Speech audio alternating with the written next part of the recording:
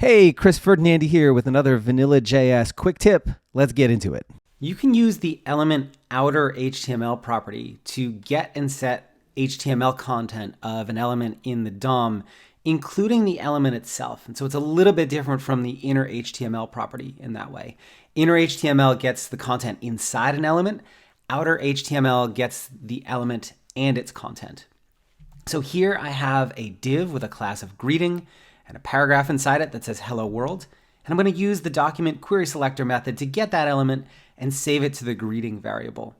If I use the outerHTML property on that element and then log it to the console, you can see I get back the element itself as well as its inner content as an HTML string. You can also use this property to update the DOM. So if I were to set the outerHTML property on my element to this string with a link in it and reload the page, you can see it replaces what's there, including the wrapping paragraph. So that entire greeting element is now gone. Similarly, you can append to the existing UI using string concatenation.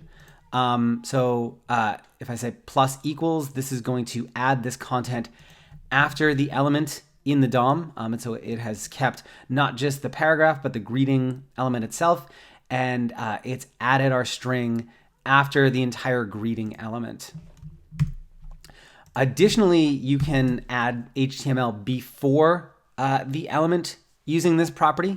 So here I'm going to set outerHTML to a string, and then I'm going to add the outerHTML that's already there to the end of it. And so my string will show up before it.